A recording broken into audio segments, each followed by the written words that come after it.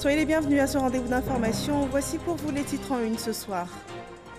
Le Conseil des ministres de ce mercredi a validé de grandes décisions portant sur la vie de la nation ivoirienne. On peut citer la validation d'un projet de loi portant sur la fixation de peines pour certaines infractions en matière de police de circulation. Le projet de loi étend les pouvoirs du juge en matière d'annulation du permis de conduire en cas d'accident de la circulation. Le Forum de Paris sur la paix, les bénéfices mutuels en ce qui concerne l'intégration des réfugiés et des communautés hôtes a été abordé au cours d'un panel auquel a pris part le président du Sénat, Jean-Noël Oussou-Kouadio, qui conduit la délégation ivoirienne à Paris. Et ici à Abidjan, plus de 200 tonnes de médicaments de qualité inférieure ont été saisis ce jour dans une résidence de la commune de Cocody. 4 individus ont été interpellés pour les besoins de l'enquête. Bienvenue dans ce 23h. Ce mercredi, le Conseil gouvernemental a enregistré de grandes décisions pour la vie de la nation ivoirienne. 2 projets de loi ont été validés. Le premier porte sur la fixation de peines applicables à certaines infractions commises en matière de police de la circulation. Le second projet de loi adopté porte, lui, organisation et fonctionnement de l'Ordre national des médecins de Côte d'Ivoire. Le point complet de cette réunion gouvernementale vous est proposé par Jérôme Kofi Aboula. L'ambiance mercredi au palais présidentiel, rien d'autre que l'ambiance du Conseil des ministres qui ce jour, comme en d'autres occasions pour les membres du gouvernement, s'apparente à celle d'une séance où l'on attend l'arrivée du maître. Pour la circonstance, le chef de l'État, le président Alassane Ouattara, a son entrée dans la salle de la réunion. La session, comme toutes les semaines, ne déroge pas à la règle qui consiste en la prise de décision pour la vie de la nation. Des mesures donc prises à l'occasion de cette réunion, on retient pour commencer le retrait ou l'annulation du permis de conduire à tout détenteur qui provoque un accident grave dû à une certaine légèreté. Ce projet de loi modificatif vise à étendre les pouvoirs du juge relativement à la mise en œuvre des mesures d'annulation du permis de conduire des conducteurs qui, par leur légèreté ou leur insouciance, causent des morts et des blessés graves parmi les usagers de la route. Il permet en effet au juge de prononcer, en raison de son appréciation souveraine des circonstances de l'accident, l'annulation du permis de conduire du conducteur condamné pour homicide ou blessure involontaire commis à l'occasion de la conduite des véhicules. La réorganisation de l'ordre des médecins aussi au menu de ce conseil. La décision prise est au stade de projet de loi. Ce projet de loi réorganise au mieux l'Ordre national des médecins de Côte d'Ivoire tout en intégrant les exigences communautaires de l'UEMOA relatives à la libre circulation et au droit d'établissement des médecins au sein de cet espace communautaire. Il répond également à la mise en place de la CMU qui introduit un nouveau système de prise en charge médicale nécessitant une adaptation de la législation en vigueur en la matière. Ainsi, ce projet de loi organise, conformément au découpage des districts sanitaires existants, des conseils régionaux de l'ordre des médecins en lieu et place des conseils départementaux qui se sont avérés peu fonctionnels. S'agissant de la carte nationale d'identité biométrique, dont il a été également question, elle sera notamment attribuée à toute personne ayant 16 ans et plus. Ce décret détermine les conditions d'obtention et les spécifications techniques de la nouvelle carte nationale d'identité ivoirienne, ainsi que les actes de la vie civile pour lesquels elle est exigée. Il précise que la carte nationale d'identité biométrique est délivrée pour une durée de 10 ans par l'organisme en charge de l'identification, en l'occurrence l'ONESI, aux citoyens ivoiriens âgés de 16 ans et plus. Toutefois, les Ivoiriens âgés de 5 ans au moins peuvent également bénéficier d'une carte nationale d'identité à condition de produire, en plus des pièces ordinaires, une autorisation écrite du parent ou du tuteur légal et un justificatif de domicile de ceux-ci. Aussi, le Conseil a-t-il informé sur la nécessité de la création d'une école supérieure de l'énergie. Vu l'importance d'une telle mesure, l'établissement ne va pas tarder à ouvrir ses portes. L'ESPE est une école à vocation sous-régionale qui permettra de former, en partenariat avec l'IFP School, des techniciens du secteur pétrolier. La formation d'une durée de 14 mois sera sanctionnée par 2 masters, l'un dédié à l'exploration-production des hydrocarbures et l'autre à la transformation et à la distribution des produits pétroliers. La formation débutera à la rentrée prochaine en septembre 2020. Puis, à son chapitre de divers, le Conseil a entre autres parlé des déplacements du président de la République à l'étranger. Il s'agit notamment de la participation du président Alassane Ouattara au sommet du G20. La rencontre aura lieu le 19 novembre prochain à Berlin, en Allemagne. Prenons des nouvelles du Forum sur la paix qui se tient depuis hier à Paris. Pour sa 2e édition, la rencontre enregistre la présence d'une délégation ivoirienne conduite par le président du Sénat ivoirien, Jeannot Ahoussou Kouadio, qui a d'ailleurs participé à un panel portant sur les bénéfices mutuels, l'intégration des réfugiés et des communautés hôtes. Le point de la participation ivoirienne au Forum de Paris sur la paix par Herman Guivet. Bénéfices mutuels, intégration des réfugiés et communautés hôtes, l'une des grandes thématiques abordées session Agora au cours de cette 2e édition du Forum sur la paix de Paris. Participant à ce cadre d'échange, Paolo Martini, représentant du Haut Commissariat pour les réfugiés en France, Olivier Lavinal, directeur programme à la Banque mondiale, Monseigneur Paul-Richard Gallagher, secrétaire aux relations extérieures du Saint-Siège, et le président du Sénat ivoirien, Ahoussou Kouadio Jeannot. Chacun des intervenants se prononçant sur les bénéfices mutuels liés à l'intégration des réfugiés dans les communautés d'accueil, chacun d'entre eux exposant sa vision de cette cohabitation souvent difficile du fait de certains préjugés fruits d'un sentiment de méfiance né de part et d'autre. Pour Paolo Martini, les mouvements populistes alimentent le sentiment de peur vis-à-vis du réfugié. Il faut, selon lui, mettre l'accent sur la vulnérabilité de ces populations. Le président du Sénat de Côte d'Ivoire, Ahoussou Kouadio Jeannot, a également fait cas de sa position sur le sujet abordé, s'inspirant de l'expérience ivoirienne et de la réaction adoptée par le pays face à cette situation. Nous avons accueilli sur notre territoire plus de 450 000 réfugiés, le président Oufouette. Dans cette tradition ivoirienne d'accueil de ces réfugiés, on n'a pas voulu qu'on construise des camps de réfugiés. Ça a été une intégration dans tous les villages. J'ai cité cet exemple pour dire que ce problème des réfugiés, il faut pouvoir les traiter en amont. Lorsque les pays sont bien gouvernés et que la richesse est bien partagée et qu'il n'y a pas de guerre, et que la paix existe dans les pays, on n'a pas besoin de sortir de son pays pour aller ailleurs. Mais lorsque les pays sont mal gouvernés, qu'il y a la pauvreté, il y a la misère, que les ressortissants de ces pays ont tendance à aller chercher mieux ailleurs. Alors, il faut traiter le problème en amont et c'est ce que nous essayons de faire en Côte d'Ivoire en suivant les voies tracées par le président Félix Houphouët-Boigny. Chaque fois, il a dit, en toutes circonstances, il faut dialoguer, il faut discuter, trouver des solutions. Tout ne peut pas être parfait, mais il faut trouver des solutions.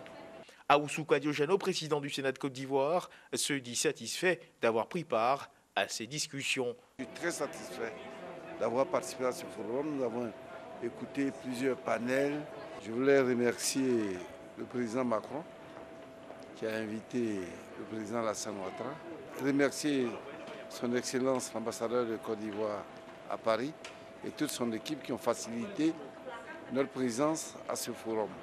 Nous devons nous l'approprier. Surtout les résultats de ce forum vont faire notre guide de tous les jours.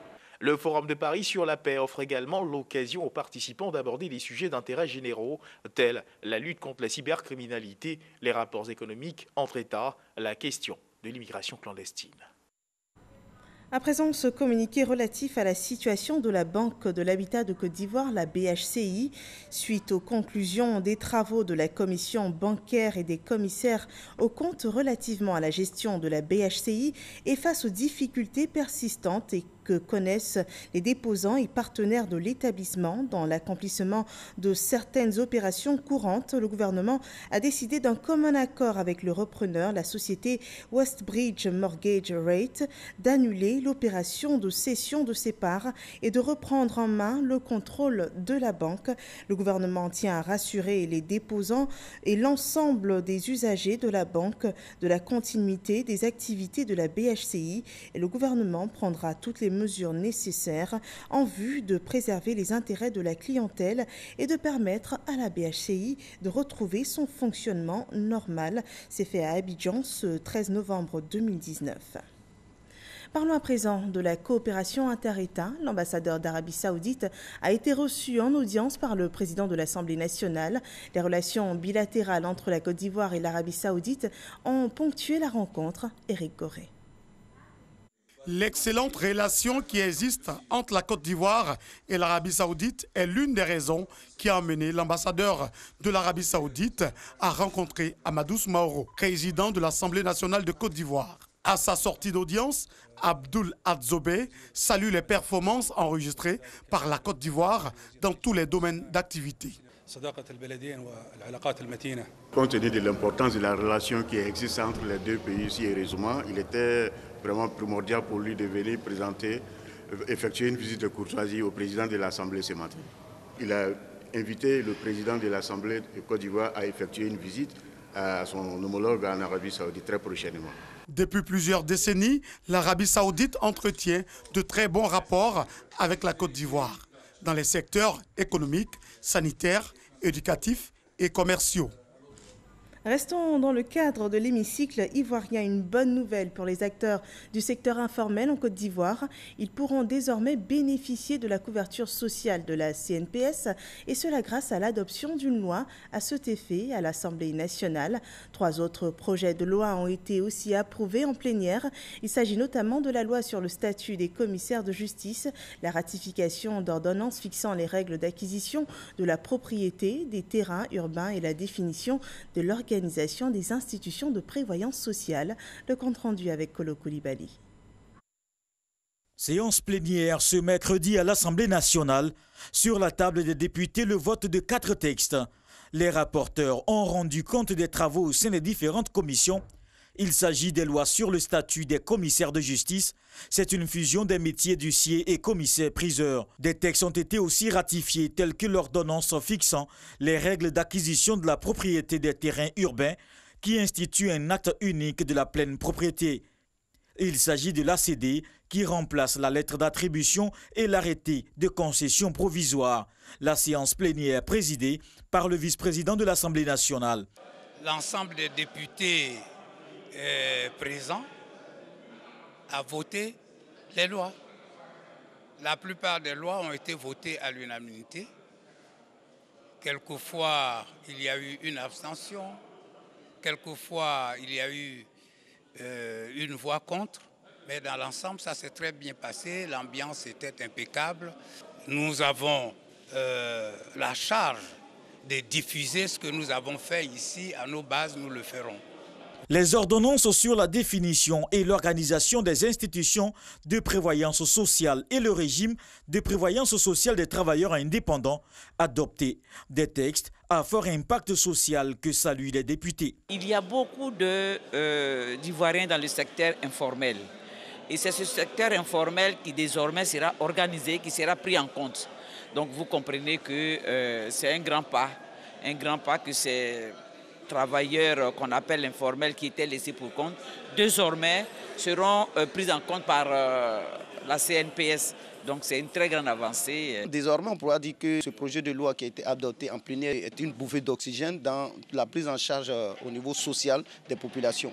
Pour nous, c'est une véritable avancée de prendre en compte à la fois ces agriculteurs, de prendre en compte aussi ces éleveurs, parce que pour nous, non seulement ils sont importants, Et cette importance est officiellement reconnue. On a développé un certain nombre de poncifs tels que le succès de ce pays repose sur l'agriculture. Et peut-être demain, on dira encore que l'émergence de ce pays repose sur l'agriculture. Le vice-président de l'Assemblée nationale, Diawara Mamadou, a informé les députés qui ont approuvé une réorganisation du bureau et certaines commissions, dont l'entrée de Yamie Konan dans le groupe parlementaire PDCI.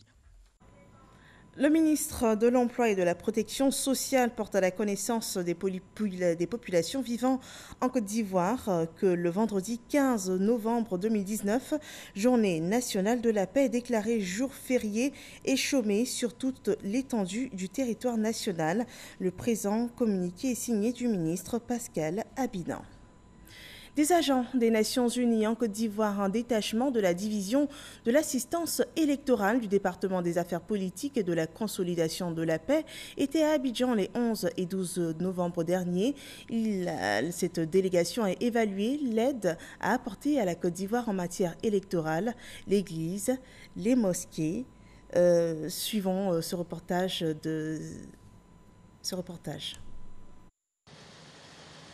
En Côte d'Ivoire, pour une mission de 2 jours, la délégation de la division de l'assistance électorale du département des affaires politiques et de la consolidation de la paix des Nations Unies, DPPA, a rencontré Mamadou Koné, le président du Conseil constitutionnel.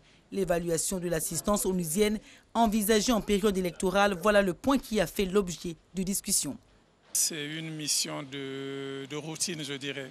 Chaque fois qu'il y a un État membre de l'Organisation des Nations Unies, comme c'est le cas de la Côte d'Ivoire, qui fait une requête en ce sens au secrétaire général, il déploie toujours sur le terrain une équipe pour venir échanger avec les différents interlocuteurs, aussi bien au niveau du gouvernement qu'au niveau des institutions. On va rencontrer les partis politiques, les organisations de la société civile, mais aussi les partenaires internationaux qui sont ici. Le maintien de la paix dans le pays est l'objectif de la mission onusienne. C'est une rencontre rapportée par Gabriel Zani. L'Église, la mosquée et la société civile se mettent ensemble pour le développement humain intégral pour la réflexion. Et cette réflexion est portée au cours d'un séminaire. Les principes fondamentaux de la doctrine sociale de l'Église catholique et les fondements de la pensée sociale en islam, suivant ces explications d'Abdoulaye Koné. C'est une rencontre ouverte aux acteurs de développement et de la solidarité, aux hommes religieux, mais également à la société civile. Né de l'excellence des relations entre la Côte d'Ivoire et le Vatican, ce séminaire va pendant 3 jours plancher sur le développement humain intégral. Parler du développement intégral, cela nous permettra de faire attention à l'homme. L'homme, développer tout ce qui est en lui. Économique, social, politique, religieux. Il ne faudrait pas qu'on oublie toutes ces dimensions-là. Selon le guide suprême du COSIM, le chemin qui mène vers la paix passe nécessairement par la consolidation de plusieurs facteurs. Il y a d'abord la famille. Il faut la reconstituer, il faut la renforcer. Il y a l'école. Il faut revoir encore nos programmes de formation pour nos enfants. Il y a les lieux de culte qui doivent développer également tout un système d'éducation de nos enfants. Mais il y a aussi les milieux socio-éducatifs de notre société, dont les médias qui doivent tous contribuer à former cet homme intégral. À travers le pape François Ier, le Vatican, qui se fait l'écho de la grande détresse de l'homme sur tous les continents, appelle à restituer à l'homme sa dignité et sa liberté. La réalité de l'interdépendance entre les groupes sociaux et entre les pays appelle à vivre une réelle solidarité. Les droits humains, les droits de l'homme sont autant de devoirs mutuels qui nous appellent et nous rappellent notre vocation à vivre dans une communauté d'amour entre nous. Ce séminaire, qui coïncide avec l'année 2019, décrétée année du social par le gouvernement à travers le PS-Gouv, intervient à point nommé pour consolider la paix en Côte d'Ivoire. Le dialogue interreligieux et interculturel est une nécessité pour bâtir ensemble le monde de paix et de fraternité. Chaque fois qu'une manifestation du dialogue interreligieux se produit, nous sommes sur la bonne voie. dans notre pays qui a fait le choix de la laïcité, la paix est la religion de la Côte d'Ivoire. Les travaux du séminaire se poursuivront en conférence magistrale. Ils prendront fin le 15 novembre à l'occasion de la Journée nationale de la paix, ponctuée d'une messe à la cathédrale et d'une prière à la mosquée Salam du Plateau. Le sujet a fait la une de ce journal. Plus de 200 tonnes de médicaments de qualité inférieure ont été découverts dans une résidence à la Riviera Toban dans la commune de Cocody. Le lieu du stockage de ces médicaments prohibés a été perquisitionné par les agents de la gendarmerie nationale à Boussanogo. Une grande clôture surplombée par un duplex à la Riviera Toban dans la commune de Cocody. Dans cette résidence comprenant plusieurs chambres, voici ce qui a été découvert par les hommes de la cellule antidrogue de la gendarmerie nationale. Environ 200 tonnes de médicaments de qualité inférieure. Tous les couloirs et toutes les chambres servent d'entrepôt. Les placards ne sont pas épargnés. Ici, on trouve des médicaments de tout genre. Arrivé sur les lieux, le commandant supérieur de la gendarmerie nationale, le général Alexandre Apalotouré, a pu faire le constat. Une véritable unité. En plus des 2 niveaux, le sous-sol est garni, y compris les différentes toilettes. Ajoutez à cela une salle de consultation, d'où un appel à la vigilance. Il y a 2 niveaux au-dessus et un sous-sol, y compris le poste de garde ici, qui sont pleins de médicaments. C'est des objets à tuer qui étaient conservés ici. Un appel à l'endroit de toute la population pour que ces genres de choses-là soient dénoncés. 4 individus ont été interpellés pour nécessité d'enquête. Ces médicaments sont réputés peu chers. Ils sont au mieux inefficaces et toxiques, voire mortels pour ceux qui les consomment. Dans la région du Humboldt, les jeunes du département de Dabakala disposent désormais d'un fonds d'investissement pour leur autonomisation. Ce don de 100 millions de francs CFA permettra dans un premier temps à la réalisation de 400 projets portant essentiellement sur l'agriculture et l'élevage. Kader Sogodogo pour le reportage. Le combat contre l'oisiveté et le chômage des jeunes s'intensifie sur le terrain. Dabakala, région du Humboldt, 400 projets pour les jeunes de ces départements dans le cadre du programme social du gouvernement PSGouv. L'agriculture et l'élevage sont les secteurs concernés. Pour soutenir et accompagner le gouvernement dans sa politique d'autonomisation de la jeunesse, des cadres s'investissent sur le terrain, notamment le député Aboubakari Koulibaly. Il vient de mettre en place un fonds d'investissement de 100 millions de francs CFA pour les jeunes entrepreneurs de Dabakala. Déjà, un chèque de 20 millions de francs CFA est remis aux représentants des jeunes. Un grand soulagement pour les 300 associations que compte le département. Nous sommes en tournée pour interpeller, sensibiliser les jeunes afin qu'ils s'approprient du projet. Pour le parlementaire, il s'agit d'apporter sa contribution pour la bonne marche des actions gouvernementales. L'autonomisation des jeunes est au bout également. C'est un aboutissement d'un long processus que nous avions initié ici, donc un diagnostic participatif il y a quelques années pour identifier les idées des projets qui ont été montés donc par les cabinets. Il était bon qu'au bout donc de ce processus, nous mettions en place donc un instrument de financement. C'est donc à terme, dans les 6 prochains mois, 600 millions de francs CFA qui seront mobilisés pour les jeunes donc, de notre département. À Morla Dioulasso, le représentant des populations à l'hémicycle a équipé le centre de santé avec des lits d'hospitalisation et un don de plus de 10 tonnes de ciment pour la construction du collège de Morla Dioulasso. Les populations expriment leur gratitude aux députés et surtout au président de la République Alassane Ouattara pour ses actions de développement dans le département. Et le Humboldt recevra la visite du chef de l'État du 27 au 30 novembre prochain.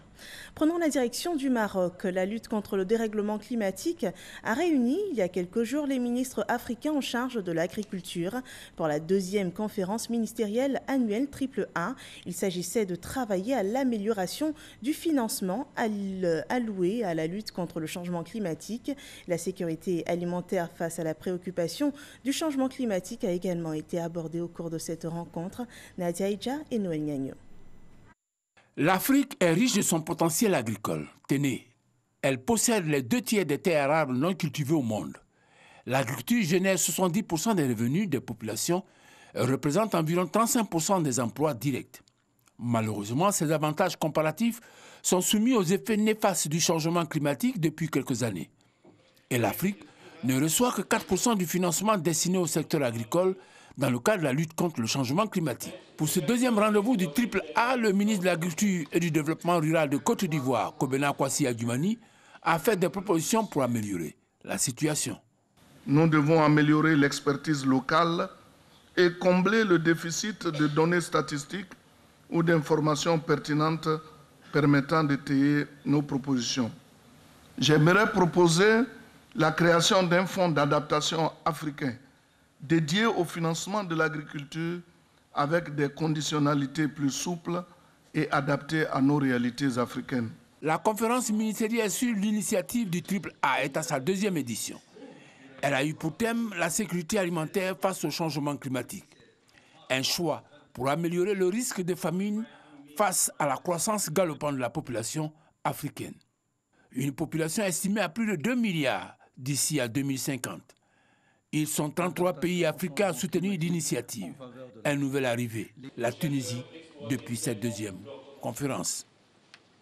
Au chapitre politique de ce journal, les représentants diplomatiques de la CEDEAO étaient hier face à la direction exécutive du RHDP. Il s'agissait d'échanger sur l'actualité politique de la Côte d'Ivoire ainsi que les objectifs du RHDP. Les ambassadeurs, eux, ont révélé leur analyse de l'actualité politique ivoirienne, surtout à quelques mois de l'année électorale. Alexis Ouedraogo. Un rendez-vous d'échange et de partage, voilà l'essence de cette rencontre initiée par la direction exécutive en charge des relations extérieures du RHDP. Ciblés, les ambassadeurs de la CEDEAO accrédités dans le pays. Cette plateforme est la vôtre ce soir, chères sœurs et frères de la CEDEAO, pour vous informer et vous écouter. Nous devons poursuivre nos efforts de paix et de développement. Il y va de la stabilité de nos États, de l'avenir de notre jeunesse et de la dynamique de la sous-région. Déclaration musclée dans la presse, appréhension face aux prochaines échéances électorales. Ce dîner a été l'occasion pour les ambassadeurs de partager leur lecture de la scène politique, mais surtout d'obtenir des réponses à leurs préoccupations. Nous avons évoqué quelques inquiétudes par-ci par-là, mais je pense que nous sommes rassurés sur le fait que toutes les dispositions sont prises, non seulement au niveau du gouvernement, mais au niveau aussi des RHDP, pour que les élections de 2020 se passent dans la situation d'apaisement général. Je suis tellement content d'être là, de bien comprendre beaucoup de choses avec le RHDP. Vous voyez, parce que c'est beaucoup de choses, vous entendez, you read the newspapers, les gens parlent. Et moi, je suis content que ça va aller. Le parti entend poursuivre les efforts pour consolider la paix et booster le développement dans le pays. L'histoire récente montre qu'il y a une dizaine d'années, lorsqu'il y a eu la crise en Côte d'Ivoire, que les populations de la CEDEAO ont payé le prix fort, parmi donc les victimes qu'il y a eu. Nous voulons rassurer, le président de la République l'a dit, et nous aurons une élection apaisée. Plusieurs autres rencontres d'information du type devraient se tenir. L'information hors de nos frontières fait le recoupement des faits marquants de ce mercredi en Bolivie, au Liban et en Guinée, où la situation des droits de l'homme serait dans le rouge, selon un rapport de Amnesty International. Davantage d'explications sur la situation dans l'actu en bref proposé ce soir par Ahmed Traoré et Abou Sanogo.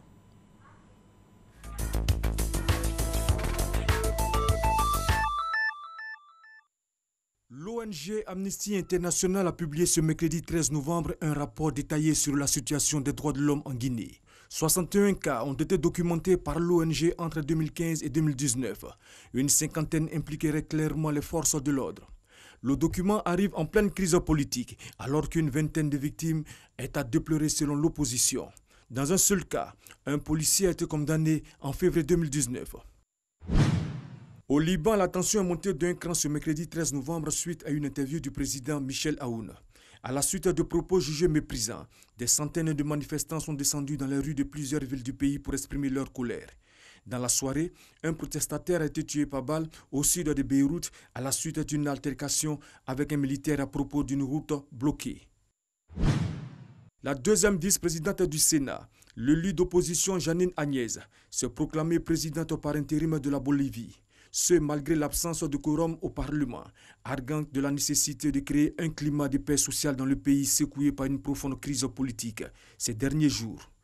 Evo Morales n'a pas tardé à réagir, qualifiant de coup d'État la proclamation de la sénatrice Agnès. Voilà, ce journal est terminé. Je vous retrouve demain avec de bonnes nouvelles, je l'espère, d'ici et du monde. Passez une excellente fin de soirée sur RT1.